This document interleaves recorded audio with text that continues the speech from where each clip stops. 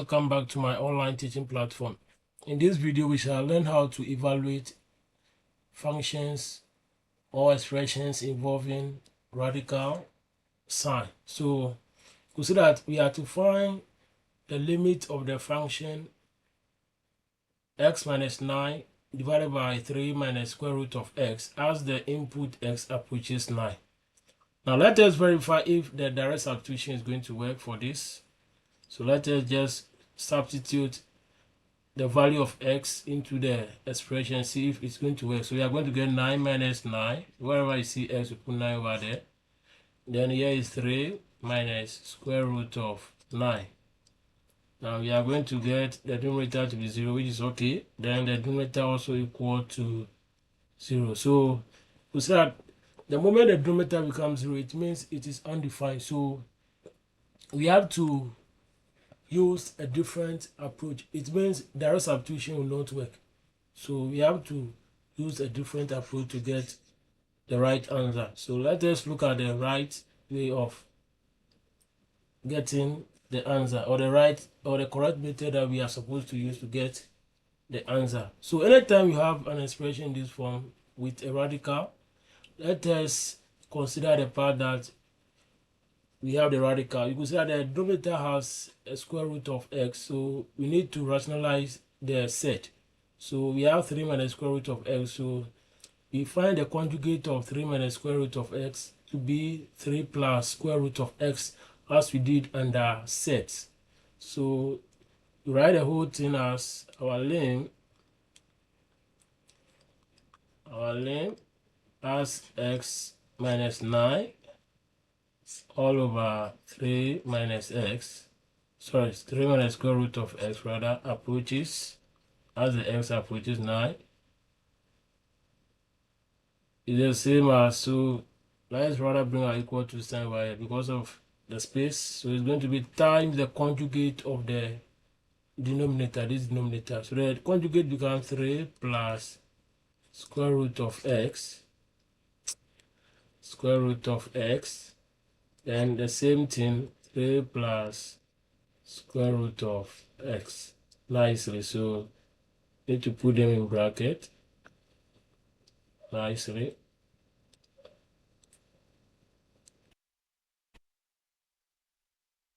All right, so this is what you are supposed to do. We could see that in the second bracket, square root of x plus 3 is the same as, when you take the denominator, you also have the same 3 plus square root of x. So any number dividing itself is 1, so it doesn't change anything in the given expression. So that's how we go about it. Let's continue to simplify. So we are going to get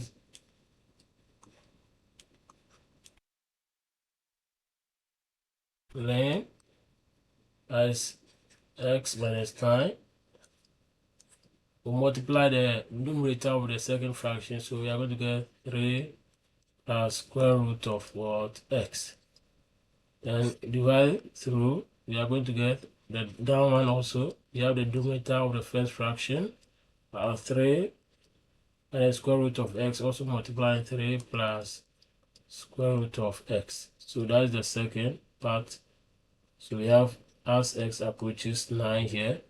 So we continue to evaluate. We are going to get, so we have our lim. Now we maintain the numerator, do not expand.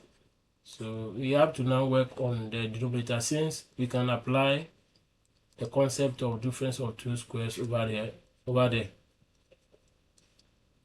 So as our x, I'm just repeating the same thing, as our x approaches 9. Now when we take the denominator, we have 3 minus square root of x. We have 3 minus square root of x. So let's look at it. We have 3 minus square root of x. Then another one, 3 plus square root of x. So we can apply the concept of difference of two squares here. So this is the same as when you have a squared minus b squared. Lambda is the same as a minus b multiplying a plus b. So we need to apply the same thing over here. So because we have 3 minus square root of x, our 3 becomes our a. and our square root of x becomes our b. So we are just supposed to reverse the process. So we are reversing it to get it as a square minus another square. So here becomes 3 in bracket squared minus square root of x also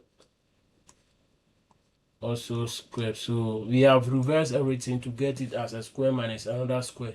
So 3 squared minus square root of x also squared. So we continue.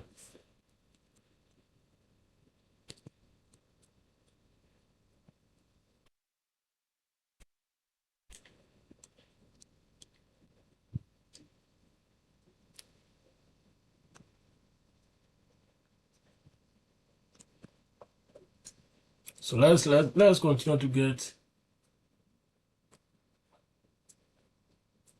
So we have our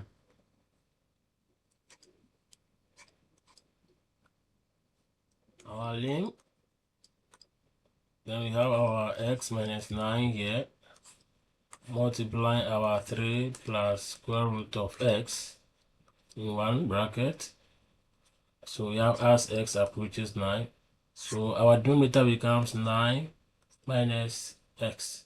Now you can see that 9 minus x is almost similar to x minus 9, just that we need to rewrite it well. So this one becomes our limit. So we have x minus 9 here, and yet we have 3 plus square root of x, one bracket. Then the down one, can write it as negative 1 outside, then bracket, open bracket, we have your x minus 9 in one bracket. You could say that when we expand a bracket, we get back to the same 9 minus x. So we just factorize negative 1 out to get it as negative 9 plus x. So negative 9 plus x is the same as x minus 9. All right, so that we can simplify. So we continue. So we have our as x approaches 9 here. All right, we continue to simplify. We now get length, that is x minus 9 multiplying 3 plus square root of x as x approaches 9. Then here you can even simplify this. So this will cancel this. So we are going to get all over negative 1. So we can now substitute the value of x into the expression. So we are going to get, or there should be, we have already simplified it. So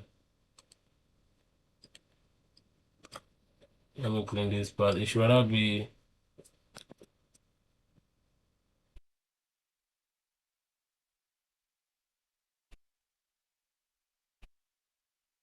so 3 plus square root of x all over negative 1 rather. All right, so we can now substitute the value of 9 in place of x. So we are going to get 3 plus square root of 9 all over negative 1, and this will give us 3 plus 3, square root of 9 is 3 all over negative 1. 3 plus 3 is 6, so this will give us 6 over negative 1, and at the end we are going to get negative 6. So the limiting value of the expression x minus 9 all over 3 minus square root of x as the input x approaches 9 is equal to negative 6. Thank you.